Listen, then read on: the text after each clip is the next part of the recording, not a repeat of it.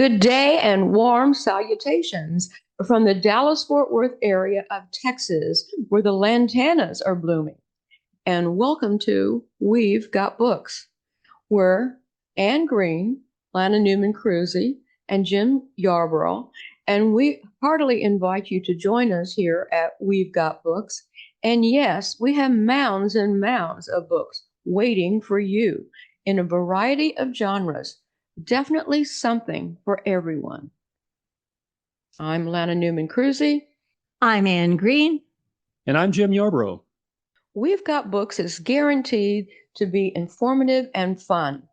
It is our pleasure to feature guest authors and their books, along with our books too. We'll chat with each author and get to know the person and the novel. We promise to delight you with great Christian fiction. And now Jim Yarborough is set to interview our guest author today, Dana McNeely. So grab your cup of coffee or tea, cola or ice water, and sit back and enjoy this exciting ride into the literary world. Well, thank you, Lana. And Dana, welcome to We've Got Books. Thanks so much. I'm really excited to be here with you, Jim, and with Lana and with Anne. So kind of you to have me on. Oh, wonderful. We're very excited to have you as well.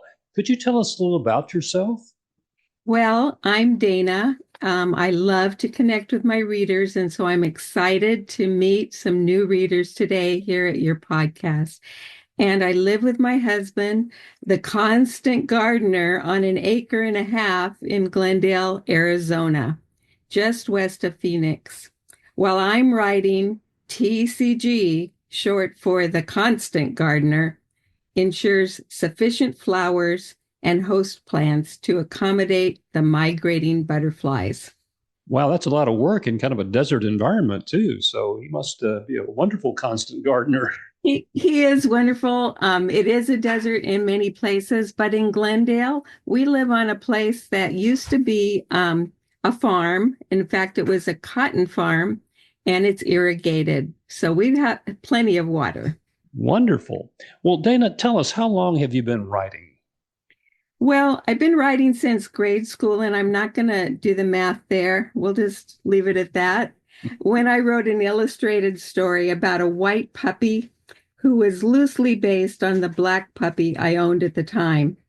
In my teens, I wrote weekly articles about football games and campus life for the Phoenix Gazette. After high school, I continued writing for the Gazette with special assignments. One very interesting assignment to me was when I interviewed twins who skated with the Ice Capades. Later, as an adult, I studied and wrote fiction in my spare time, honing my skills with a very exacting critique group who called themselves the Loaded Pencils, and I still write with them today. Critique groups are so important for writers. How many years have you been a part of the Loaded Pencils? And incidentally, I love that name for the group. Boy, that took some figuring, and I knew you were going to ask me that, so I did a little research. I think it's been at least 25 years, maybe close to 30 when I checked with the others. Yes, we all loved that name. When our first published author, we were all unpublished to begin with, Pam Tracy came up with it. And Pam is still writing for, oh my goodness, she wrote for Harlequin a number of years. She wrote for Love Inspired. And I don't know what all else, because she's written an awful lot of genres. So, but Pam Tracy, the Loaded Pencils. That's a great story. Well, what sort of Christian fiction do you write? Well, it took me a while to find the genre that I really wanted to write in. I wrote a little bit of cozy mysteries. I even had a website set up for that. I started out writing a long historical Scottish fiction, kind of based on some of my ancestors. But one day, when I was reading through the Bible, and none of these other genres had really clicked. I'd write 15 chapters and I wouldn't continue. But this one day, I was reading through the Bible and I just stopped on the verse where the widow of Zarephath says to Elijah, "Man of God, Why have you come to slay my son and to remind me of my great sin? It was so emotional. It just caught me and I had to stop. And this picture started to go through my mind, very hazy at first. It was, what great sin could be so terrible that she might think God would slay her son, and that she would even dare to be that angry and abrupt with the man she called the man of God. And I started to just kind of think about what was going on in Israel at the time. I did a little research, and this story just started to play out to my mind about priests and priestesses in the temples of Baal and the temple of God, and the intersection of those kinds of people who would be on opposite sides of the fence. And I came up with my very first book, Rain. I wrote a chapter. I gave it to the Loaded Pencils, and they said, "This is the best thing you've ever written." This is a group of people who were secular readers and writers. They did not care about Christian fiction or even know what it was. I said, "This is unusual. It's unlike anything you've ever written. We want to hear more." So I kept writing and finished the book, and it won some awards. It was a finalist in the Christie contest and in the ACFW Carroll contest. That's a great story, great background. Thanks for sharing that. Well, what is the title of your book that we're going to mainly be speaking about today? It's entitled Mantle, and it will be released soon. It's going to be released April 20th for paperback and May 5th for ebook. Great. Well, would you mind reading the back cover synopsis of Mantle for us? Yeah, I'd be happy to. The blaze of fiery chariots and the whirlwind of heaven's call. In the aftermath of Elijah's fiery ascension, the mantle of prophecy rests heavily on Elisha's shoulders. Called to shepherd Israel through turbulent times, he faces challenges from rulers, prophets, and even the people closest to him. Young Jaden, who has shadowed Elisha since boyhood, is torn between loyalty to the prophet and his deepening desire to right a grievous wrong. As the young vintner struggles to understand why Yahweh allowed his family's murders, he considers a step towards revenge that will jeopardize his relationship with the man he regards as an elder brother. Gehazi, whose faith sometimes flickers, is tempted by the promise of wealth and power. His actions threaten to tear him away from the very blessings he sought to protect. Meanwhile, Ziva, an innocent girl in the sleepy settlement of Gishala, is swept into a world filled with uncertainty and danger. With unimaginable loss behind her, she struggles to look past her grief to find God's will. It is then she realizes only one path remains: faith, redemption, and the cost of leadership. Will the next generation rise to the challenge and uphold the legacy of Elijah, or will they falter under the weight of the mantle? Thank you, Dana. That excerpt dramatically sets the stage of the story. What is your book's takeaway message? Well, maybe it's all in that last line of what I was just reading. Mantle explores the blessings and challenges of faith, redemption, or maybe restoration, and the cost of leadership. We all face these same questions today. Will we persevere in the strength of the Lord, or will we falter? I pray that we may always cling to the Lord. Do you find writing to be fun? And if so, why is it fun for you? I really do. I enjoy it even more now that I'm writing with others in what we're calling sprints. And we're calling them sprints because they're timed, and we write for 25 minutes and then we we get step away and we have a little getting together time. We're on a Zoom call and we kind of ask each other, how did you do? How many words did you get?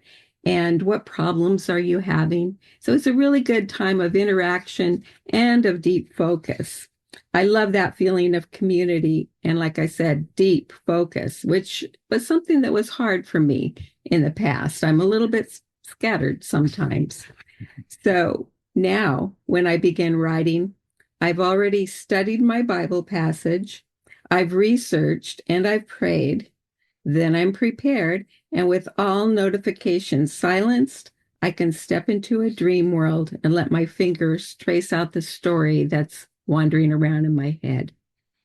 That sounds like a very creative method of proceeding. I compliment you and your group. How long have you been doing this routine with your co-authors? Well, it's been less than a year, but it's become a habit I don't plan to break. I think the others feel the same way.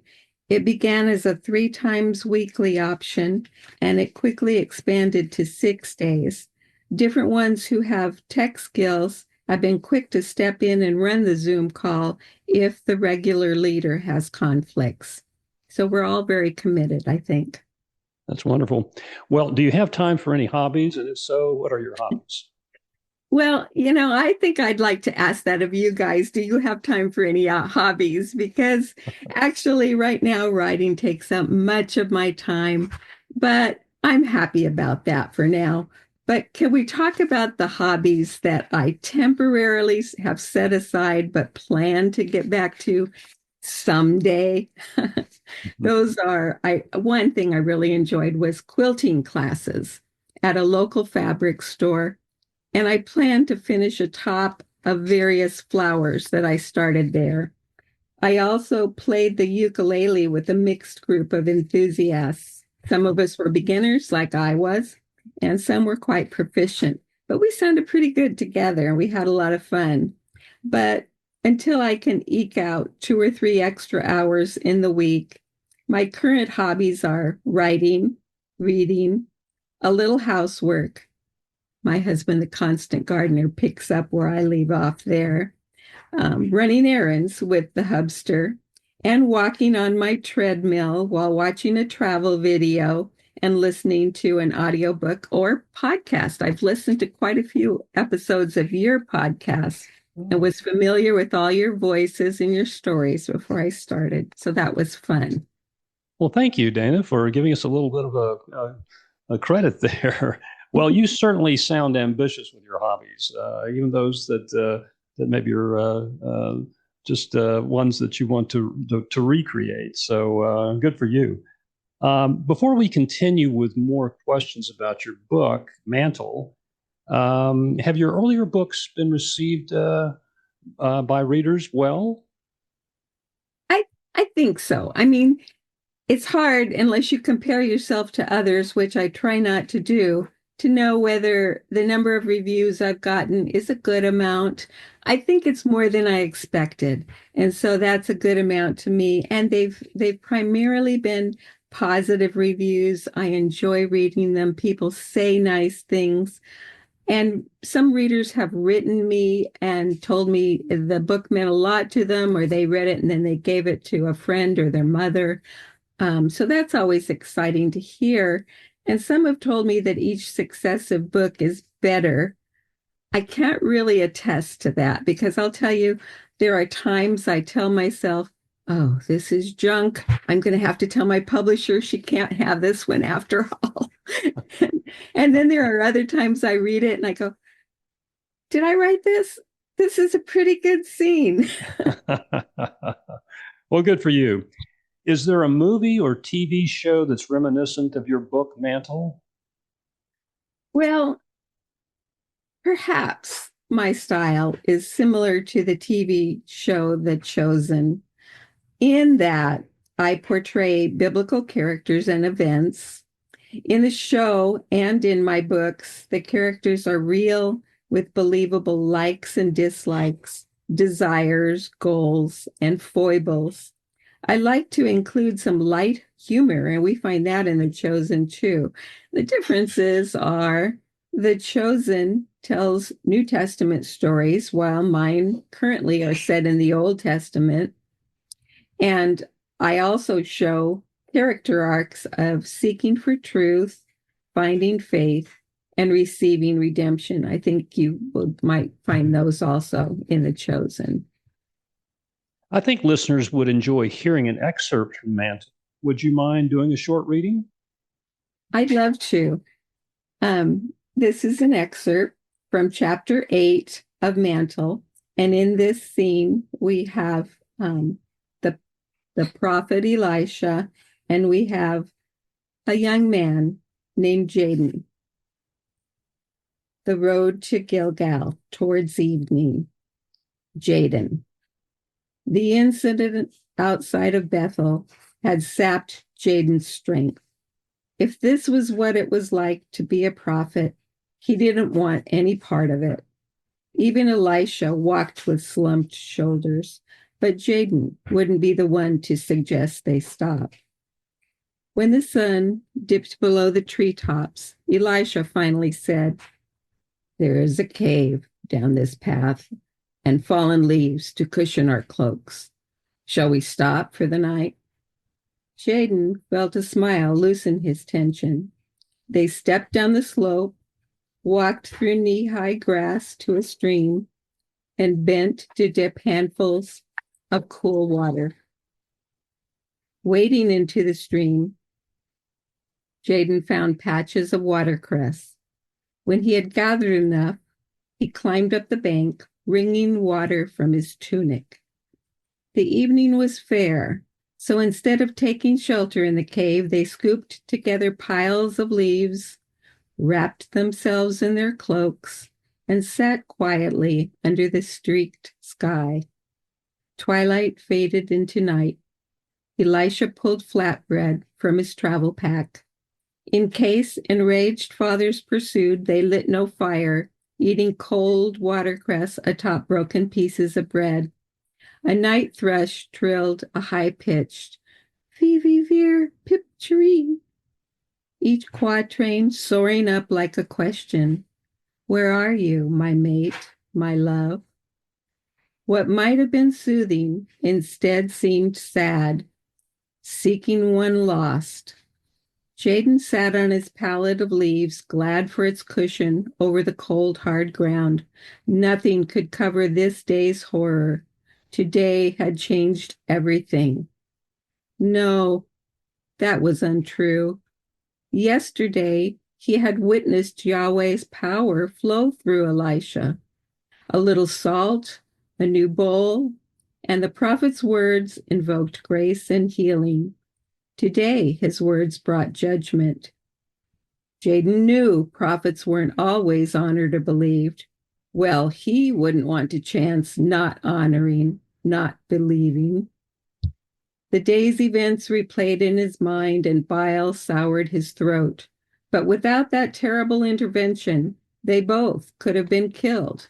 Those brutes seemed driven by a different kind of bloodlust from the men who killed his father for money and to please a queen. These could laugh while they planned mayhem. Elisha had said the Lord's purpose could not be thwarted, but Jezebel had killed many of his prophets. Jaden could not reconcile Elisha's words with his own experience. Elisha broke the silence. It was a hard day for you. Jaden bit into the watercress. Not for you?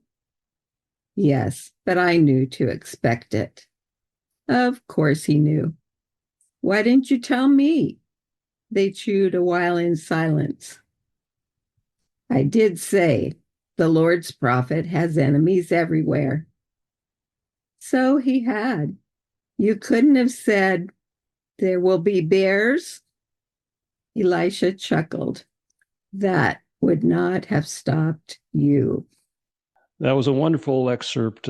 Thank you very much, Dana. Do you have a newsletter or website? And where are locations readers can go to buy your books? Well, yes, to both, and it's pretty easy. My website is danamcneely.com. That's at DANAMCNEELY.com. And you can join my newsletter on any page. There's plenty of places that say click here to receive a free book. So you will receive a free ebook. It's called The Eyes of the Lord, and it is a prequel to the whole series of Rain, Whirlwind, and Mantle. You can buy my books on just about any retailer, including Amazon and Barnes and Noble. That's great, Dana. Is there anything else you'd like to tell the listeners? Well, yes, I'm currently launching Mantle. I'm not sure if when this goes live, that launch period will be through, but if you do hear it in time and you enjoy reading early releases of historical fiction, there's also a link to apply for Mantle's book launch in my upcoming newsletter and on my Facebook author page, which is at www.facebook.com/author.DanaMcNeely. And as I said, don't delay if you're interested because applications will close Friday, March 28th. Dana, that's wonderful. Thank you for a very lively and informative interview. Thank you. I really appreciate it. Well, once again, time has flown by, so we must say goodbye from deep in the heart of Texas. We hope you've enjoyed your time with us as much as we've enjoyed having you. Join us next week when we interview our very own author, Anne Green, about her World War II historical novella, A Codebreaker's Christmas Surprise.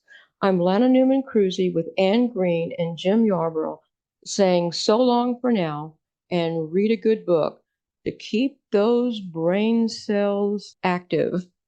We hope you'll choose one of our remarkable books from We've Got Books. See you next time. And remember, keep exploring the world through reading.